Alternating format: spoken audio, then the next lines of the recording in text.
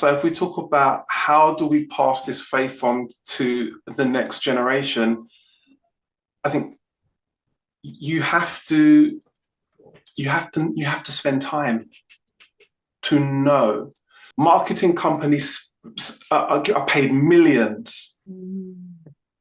And part of what they're paid millions for is their knowledge of their market. I've got to be able to come into your world and you've got to be able to come into mine. You see, discipleship, both parties are supposed to grow. So part of the growth that comes to me as the person discipling is hearing who you are, hearing how God's made you up, hearing the experiences of your life and being challenged to say, God, how do I pass on what you've given me in a way that this person can run with it? Welcome to the Raising Kingdom Builders podcast, brought to you by the Perm Legacy Foundation, a podcast dedicated to equipping and encouraging you to grow in God, walk in purpose, and live out your faith boldly. You're listening to an episode from Spiritual Mothers. Get ready to be inspired, challenged, and empowered for kingdom impact. Let's dive in with today's hosts. Hello, and welcome one and all to our podcast, Spiritual Mothers. And we are really excited today to have our special guest. But before we do that, I'm going to let Emmanuel do the bits that I always forget. But I'm Charmain, we have Emmanuella, but you introduce yourself. Okay. Hi everyone, I'm Emmanuella, and like Auntie Charmain said, welcome back to our podcast. We are so excited that you came back, and today we have a special guest. He is Apostle Darren, and I'll just let him just speak a little bit about himself. Just so I don't get it wrong. No worries. Thank you, Emmanuella. So, I am Apostle Darren, founder and leader of Kingdom Life Movement. Been involved in leadership, in discipleship for many, many years, passionate about discipleship, about seeing the body of Christ as individuals and collectively fulfill their potential. Beautiful.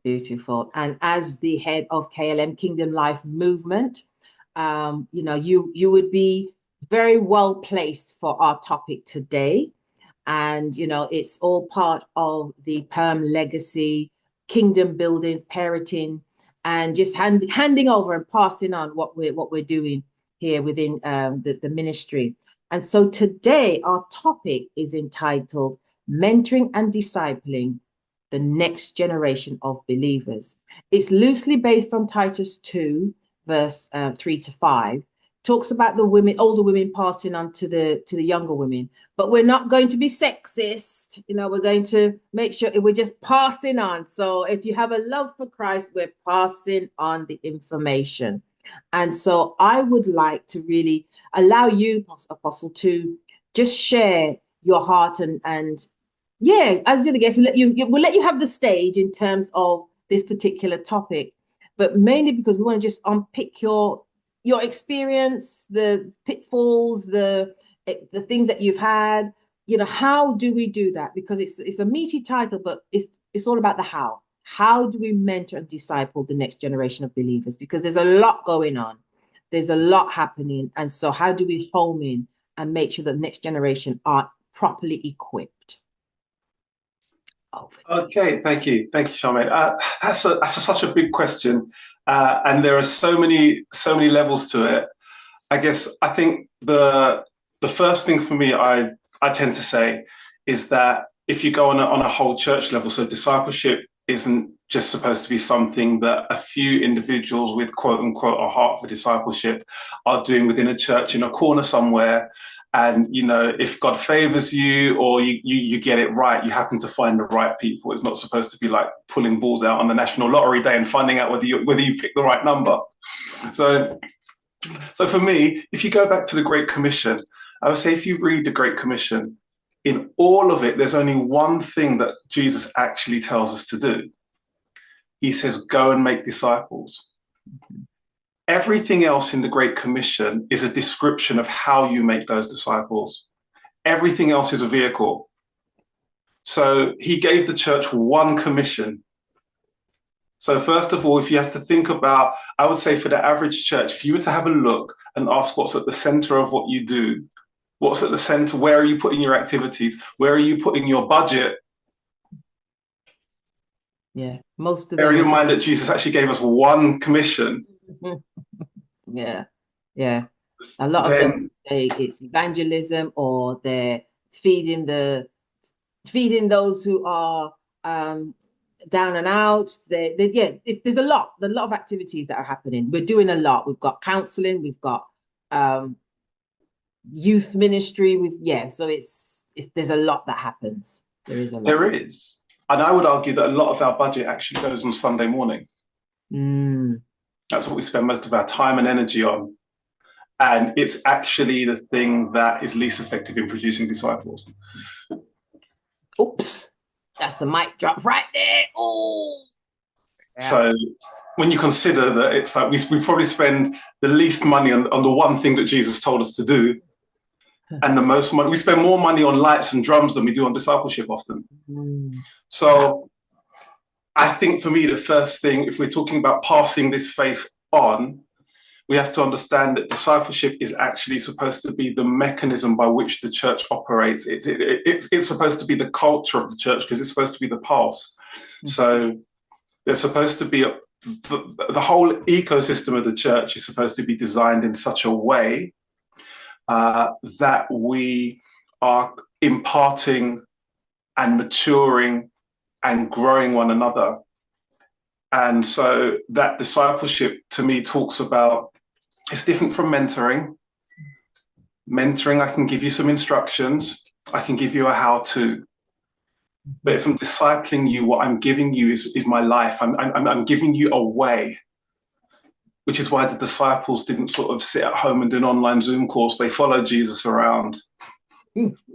Right? He shared life with them. So actually, it's this thing about, I've got to bring you close. So the church has to be relational, because we've got to be interconnected in each other's lives. And that interconnectedness in each other's lives, where we share experiences and bring people along, is supposed to be the pulse out of which everything else flows. So my first thing about how we do that is we have to even understand what we're embarking on, because otherwise we're trying to do something we don't even know what it is we're trying to do. Mm-hmm.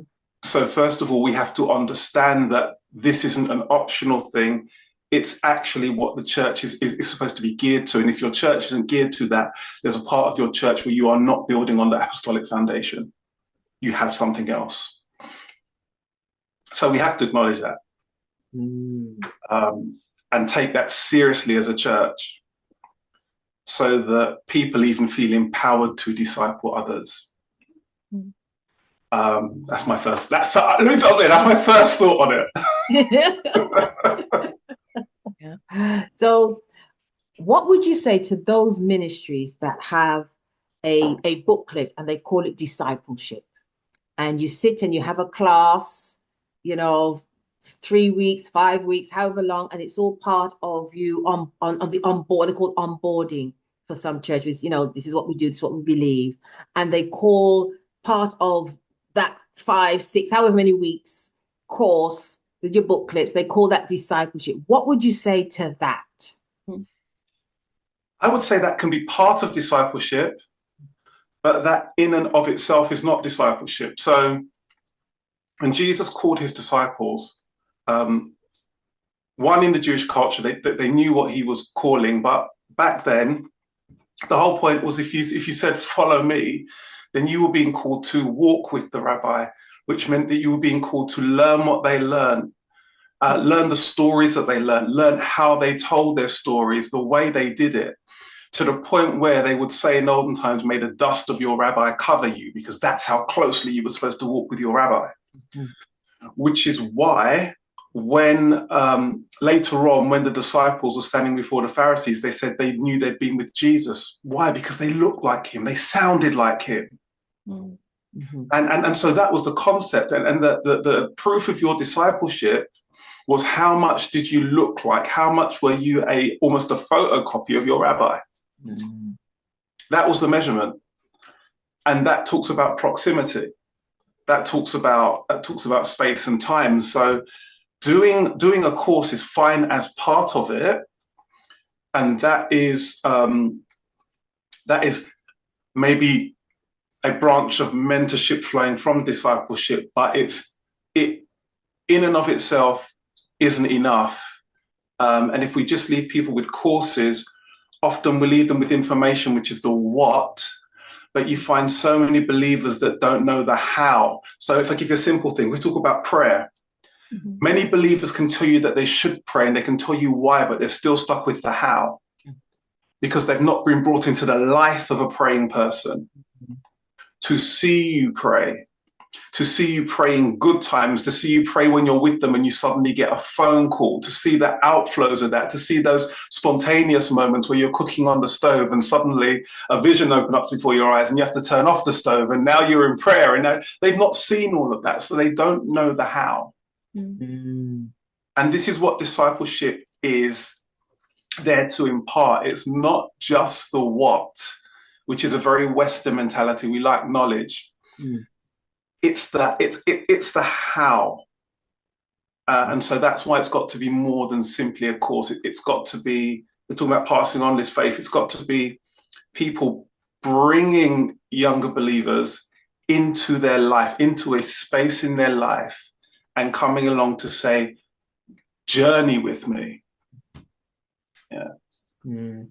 So it's really taking off the mask and letting people see you warts and all, seeing you without the makeup and with your hair twist up, rather than it looking wonderful. Yeah. So, for me, it's a level of vulnerability that needs to take place, a level of openness.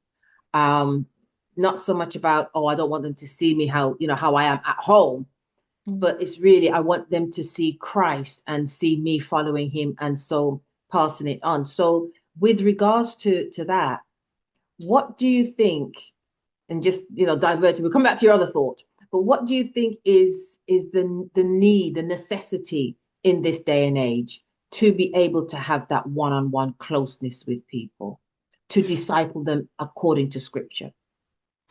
Yeah, I think the one-on-ones is essential.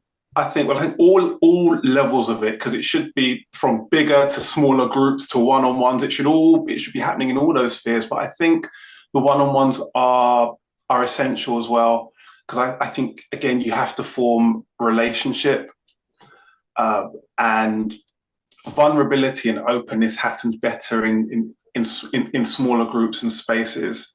That's where that impartation is often richer, because people feel freer to be more vulnerable. You've got more time. I think in these days, especially with people that we're dealing with, so many people have, what I'm finding is so many people nowadays have actually very little concept of authority, of structure, of anything like that. So when you're now coming to the faith and you're talking about even just simple things like respect, a lot of these things are concepts which are being diluted in society. Mm-hmm. So whereas I'm finding one of the things that's really changed, even to get people into that one-to-one dynamic, I felt years ago people understood that more, and it was actually easier to do because there was a more natural understanding of what you're trying to do. Mm-hmm. Whereas nowadays, you may be the first person that's ever invited that person into any level of closeness, any level of relationship, and they actually have no grid for it. Right.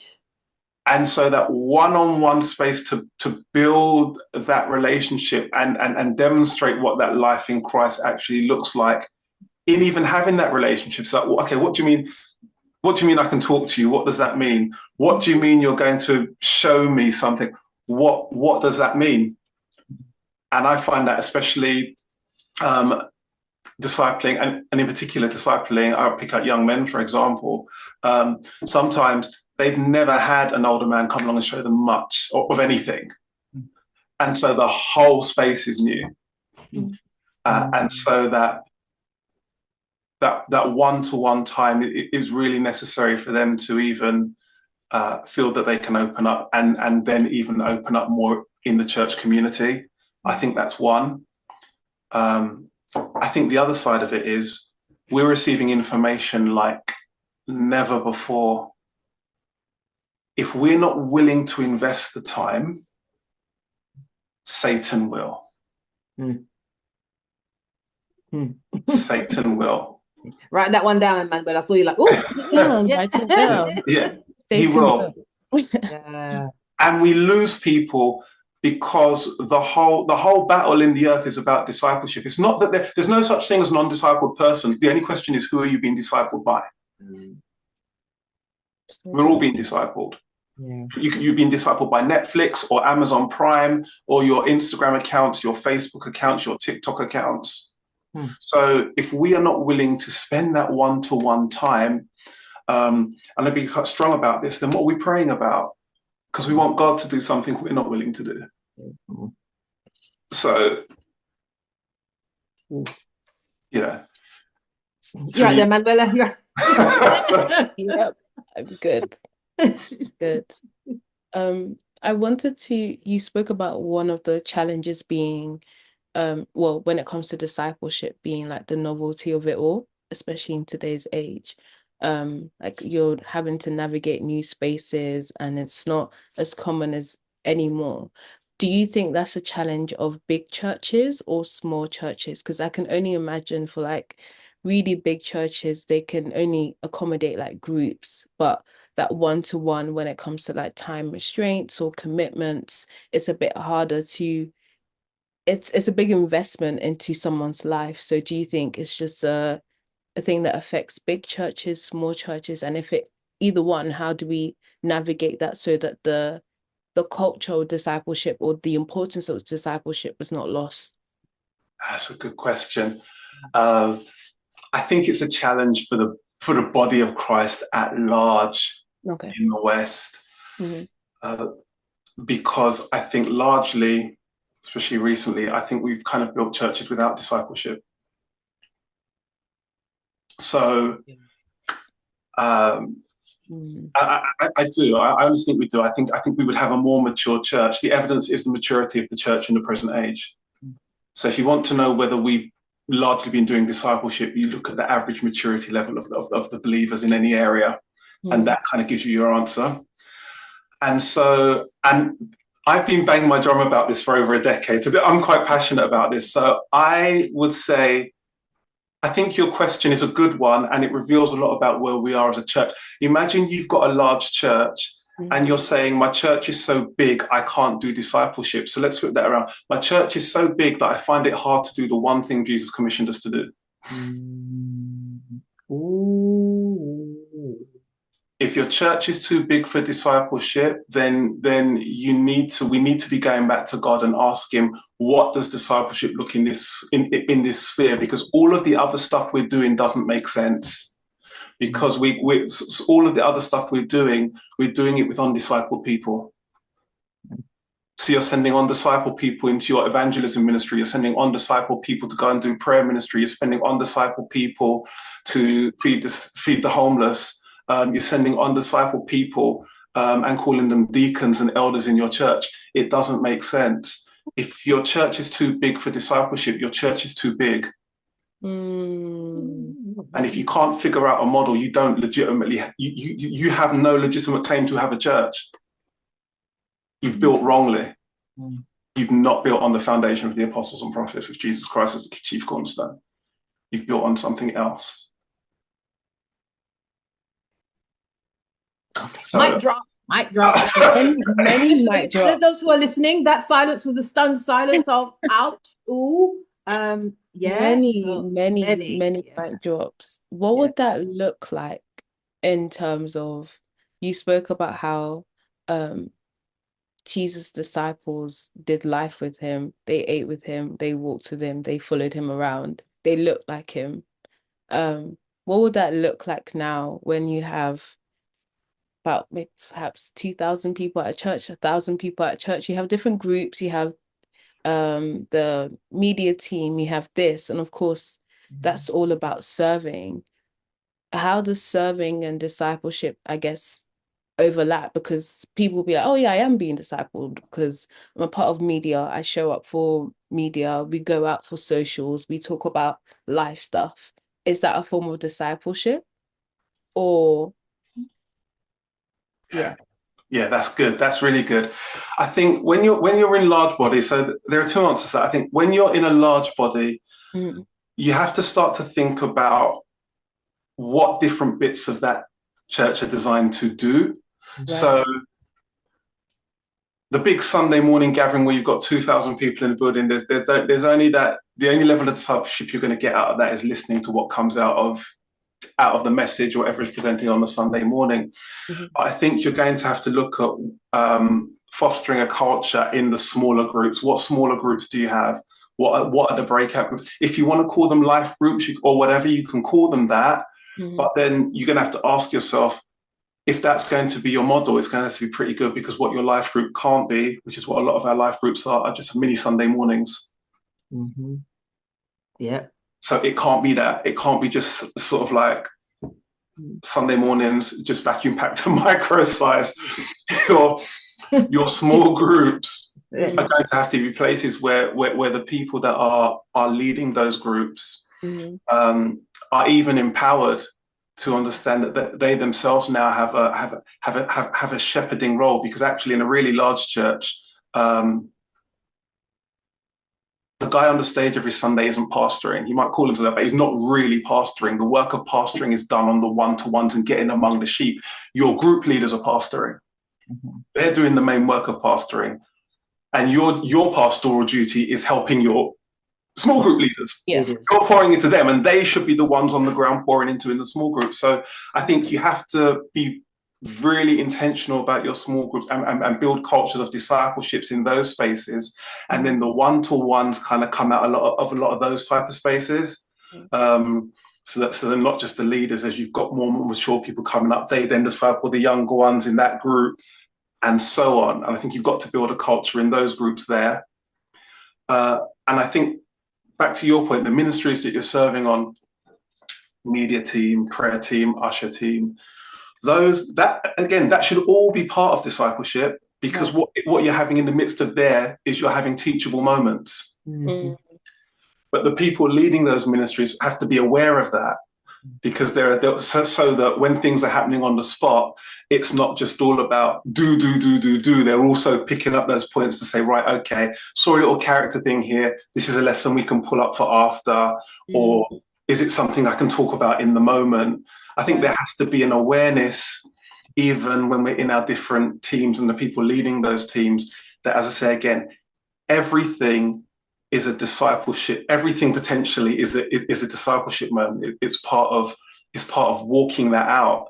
Yeah. And you see that with Jesus. There were things that happened very publicly, and the disciples were with him. And then there were questions sometimes that they would come and privately ask that, listen, based on what just happened there. And he would teach.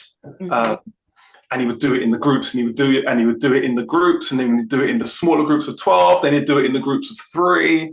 So I would say it's a mixture of those things. Very good. Okay. Go on then, man. But you have a list. It's like you pulled out a list and you go, okay, oh my goodness. Yes. Yeah, I think yeah. I mean, most of my questions was just linked to like bigger groups, bigger churches. And I mean, okay, I have a question actually, and it's to do with like online discipleship.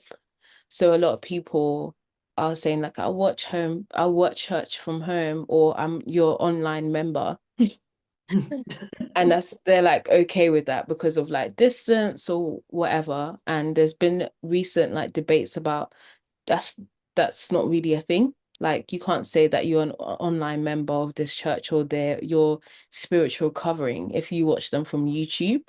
But for some people that know that he is or she is my spiritual covering because I attend their services online every Sunday. But then people are like, no, but you're not doing, they don't know your name. They don't know, they don't know anything about you. You're really just a subscriber on YouTube. Yeah. Where's the relationship? Yeah. I mean, I think the online space is helpful. Glad we have it to be able to connect with people. And you can connect on different levels. You can do one-to-ones online. You can do groups online. And so I think to a level, online can be used. I think if you're just subscribed to somebody's channel and you're just watching them every Sunday, I think you're receiving instruction, but you're at the starting line, if I can even call it that, of discipleship. Because one of the things that discipleship requires, it requires I like to put it, a mutual submission between those being discipled and those discipling. Mm-hmm. So if you're just subscribed to a channel, what we've really got is sort of like buffet discipleship. You take what you want, but you're never really challenged, because if you don't like it, you just unsubscribe. Yeah. That's not a discipleship relationship. So good. I think we have to remember that Jesus is the way. And one thing we've forgotten in all of our churches is that there's actually a way. Not 500 ways, there's a way. Mm-hmm. And so everything that we do has to fit into the pattern of the way that Christ has left us. So when we have all of these new technologies come along, when we're looking at online discipleship, when we're looking at, but I'm still getting fed this way, I still feel connected this way, that's not the point. You could watch a Bible teacher who's so good that by the end of the course, you know the Bible backwards in Chinese, you know it in Japanese, you know it in ancient Hebrew. That's wonderful. But what you have to ask yourself is, but does that fit the pattern of the way? Mm-hmm. Because if it doesn't, and you won't submit to the pattern of the way, you're still in rebellion, even though you know the whole Bible. Mm-hmm. Because he didn't ask you how you wanted. That's not how this thing works. He says we're supposed to be a body. So, for example, one of the reasons for discipleship is because Jesus made us a body. And one of the ways that the world will believe is that we're supposed to be one. Mm-hmm. And so the way that we relate to each other is supposed to reflect that oneness. Right. So if I'm at home on my ones, just watching YouTube every week, mm-hmm. then the message of my life does not reflect the testimony of the oneness of the church. So I'm outside the pattern. Right. So I need to change it. Mm-hmm. So I think we have to judge everything that comes along, and there's so many new things developing. We have to judge it by the pattern, because the question from the beginning was about passing on the faith. So we have to know what the faith is. We have to know what the faith is. So we have to be able to say there is a specific thing. And Paul was very adamant about this, and he'd talk about this, what you've seen in me, the life I've lived before you, there's a tangible thing here that I'm passing on to you. It's not church attendance, it's the faith. So I can't pass the faith on to you on a YouTube subscription. No. Very good. It's true. It's true. Very good. Yeah. Went down a little bit of a rabbit hole, and we've come back up again. So what was the other thought that you had from the very beginning, if you still remember it? Oh gosh, you're going to take me back to the beginning now. I think it comes along the line about this passing on of the faith. As I say, there's a battle for discipleship going on with humanity. Yeah. There has been since the garden. Mm-hmm. And so if we talk about how do we pass this faith on to the next generation, I think you have to spend time to know. So often we want to instruct the next generation without spending time to know the next generation. Marketing companies are paid millions. And part of what they're paid millions for is their knowledge of their market. If we're going to pass the faith on, that discipleship relationship is so important. It's because I've got to be able to come into your world, and you've got to be able to come into mine, because actually there are going to be ways that I might want to transmit the faith that, according to the experience of this generation, need to change. And you see, discipleship, both parties are supposed to grow. Mm. So part of the growth that comes to me as the person discipling is hearing who you are, hearing how God's made you up, hearing the experiences of your life, and being challenged to say, God, how do I pass on what you've given me in a way that this person can run with it, because it's slightly different to my experience. It's slightly different to when I was their age. And so I have to learn by listening to them. And I have to get to learn by going back to God and learning how to transmit the faith. My job as the one discipling is to be a servant and to figure out, how is it that I can get this faith to you? So I need to hear you. I need to learn from you. I need to be in your space. I need to have you in my space, that you're comfortable. Because there are, and I know certainly, Charmain, I think from our time, you can look back and say, there are certain things that people tried to impart and they weren't wrong, but they had zero relationship with you. Yeah. What They happened? just walk up to you and say something and expect you to just be on board with it. And it's Yeah. like, I don't even know your last name. Yeah. I just know that you're someone in church. You've never sat with me.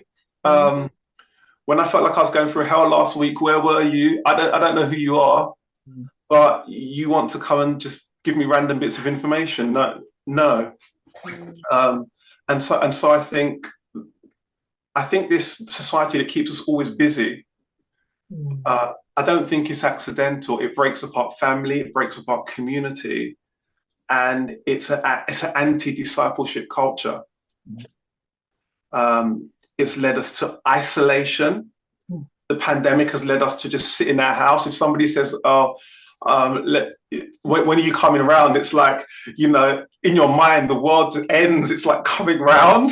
I've got to leave come my out. house. Yeah. Wait, I need to think about this. I need time. You can't just spring this on me. Whereas I remember the time when you'd be at home and the doorbell just ring. And so, how's passing? Yeah, that's it. Yeah, That's that doesn't happen now. Yeah. No. It's almost disrespectful. Right. If you kind of like, oh, I'm outside. You're outside. You didn't tell me you were coming. Yeah. Exactly. You're right. You're outside and you're going to stay outside. Yeah, some people will. Well, you know what? Someone I haven't seen since before Christmas. She doesn't normally drive, but her daughter's away, so she's got her daughter's car. She knocked yesterday, and I heard this. I was on a Zoom call, and the person knocked the doors. I'm like, that sounds like a knock, like somebody who belongs here. It's like, wait, hold on a minute. And I peeped out, and I was like, wait a minute. And I said, what happened? She went, I've got my daughter's car, and I was passing. I saw this person. I went to see it, and I thought, well, I'm in the area. I thought, well, this is a lovely surprise. Come on in. And it was really nice. It was a nice surprise to have someone in. And sadly, I wasn't able to say to give her something. I said, you know what, we just have to make do with the tea that we have, because I haven't got the biscuits, because I hadn't gone shopping. I was planning to go shopping today. But within that, we were able to have such a beautiful conversation. Just to sit and to have a proper catch up. Because you have a catch up on the phone, and every so often, oh, wait a minute, the signal's gone a bit. Or go back to where you were, or have you got your headphones in? Okay, headphones running. So, but it was nice to actually sit face to face with this person, and just to have a proper chat, just chat and a laugh and a giggle. And then, when they went, it was like, oh, that's really refreshing. So it does take, but then we're old school in that way, where you've come from that, we do. We have in the past, made specific dates, a specific time, whether I'm going to them or they're coming to me, or we meet at a neutral place. But last night for me was really, really refreshing. And it was nice. And I'm thinking, yeah, I like that. I quite like that. I mean, I'm glad the place was tidy. Even if it wasn't, kind of like, well, you've caught me unawares, just come on in. But with the pandemic and expecting people, you want everyone to see you pristine. And I think therein is the lack of vulnerability, because I think it's almost like a facade of expecting people to see us always pristine and always looking just so. And so there's this, I think there's a difficulty for people to be vulnerable, a difficulty for people to see, this is who I am, just accept me or not. And I think that's what we struggle with. I think that's... sorry to cut you off. You shared about how people find it hard to like be vulnerable, share, but it's so ironic because we're in a time where we share so much. like social media, you can share anyone. I can find someone's job. It's not because I'm digging for it. It's LinkedIn. I can find where they live. I can find out where they went to uni. I can find out everything. We share so much, yet we are like we struggle to do life with people or be vulnerable or be like open up. Like the instance that you just shared, it's so rare. Maybe once at uni it happened that my friend just popped by, but she was just walking past. And I don't think she even came upstairs. She just spoke through the Okay.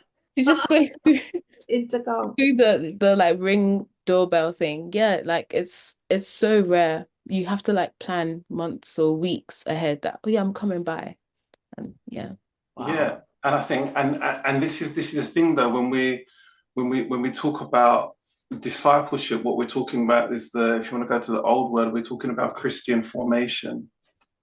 Mm-hmm. That's what the discipleship relationship is supposed to bring, and that requires proximity. And when we talk about the vulnerability aspect, the differences online is I'm in total control. I can pull away when I want to. I can change my username. I can change my picture. It might not even be me. You think it's me, and I've just got a picture from wherever.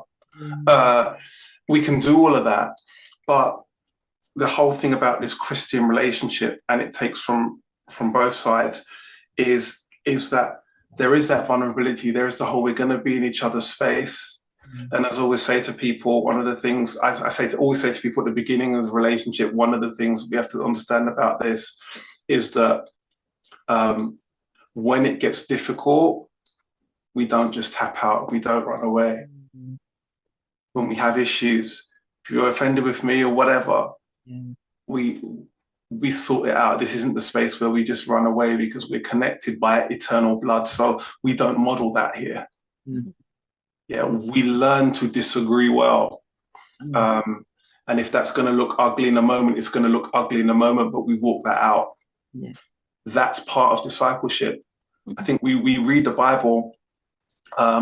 We read the Bible with these really strange religious glasses. And so we read it and everything sounds like it happened neatly and in order. And, and the disciples said, can I sit at your right hand? And other disciples were upset when they heard this. That's not it. That's not how it was going down. These boys were teenagers. Yeah. Most of the disciples were teenagers. So now you have to put those kind of conversations in that context. When they say that they were upset. Yeah, they were vexed. And a row started. And they're Middle Eastern, okay? Yeah. So hands are going this is not air. I was rather upset with what you just said. This is not how it went down. But in all of that, they had to do life together. Group of boys, you don't think it ever started to kick off? Oh, well, boy. I never thought about that. Even like personality clashes as well. Like he beat up, but then I remember I was watching The Chosen. I was like, oh, guys, let's settle down. Let's calm down. It's just Jesus. But now that you put it into context, they did life together, but I read it from such a surface level that they don't have personalities, they don't have backgrounds, they don't have trauma that would probably come out, character flaws that would come out whilst they're interacting with each other, especially when Jesus had favorites and stuff. Like, what? How can you not like me? Why do you prefer him? Yeah. That's it. All of this. So I think if we're talking about how do we pass on this faith to the next generation, I would say first we have to understand the priority of discipleship, not just for individuals, but for our churches. So we're empowering people to do that. I'd say secondly, those of us who have been in the faith for a little while, we have to be willing, because that's part of discipleship as well. I'm modeling to you what vulnerability looks like in Christ. So we have to be willing to be a little vulnerable and start to allow people to come into our spaces. I'd say we have to listen to the next generation, and spend time showing them the how. Because if we don't, the world will show them the how of a very different way. Wow. Yeah. I think that's a good wrap up. So my takeaways: if we don't disciple, Satan will. 100%. Satan will. And one thing is to be told to do, but you have to spend time for the how. And for me, my takeaway is mutual growth. There's a mutual growth between the disciple and the disciplee, if that's a proper thing. But listen to learn. So it's a two-way street. We're listening to learn. What was your takeaway, Emmanuella? I was going to say the same thing in terms of if you are not being discipled within the body, the world will disciple you.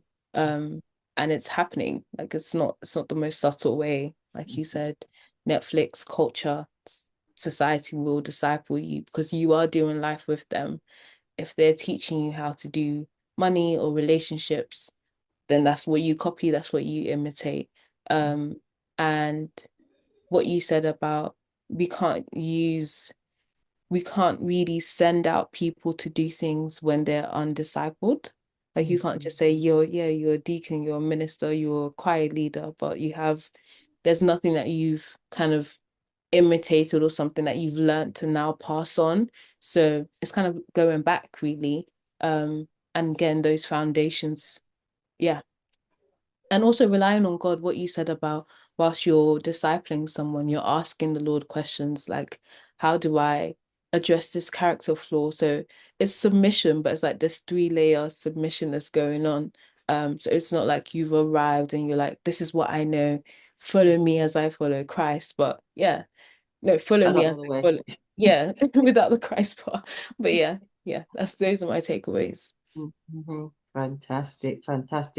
Ladies and gentlemen, we have had our Apostle Darren John-Joiles from Kingdom Life Movement, and this episode has been mentoring. What we do, mentoring and discipling the next generation. And so for all of us with this, it's been a lesson learned. So I hope you've taken something away, listen to it again, thought, oh, I didn't hear that the first time. Listen to it, share it, let others know. Please put your comments in, put your questions in. We want to hear what you have to say, what you're thinking about it.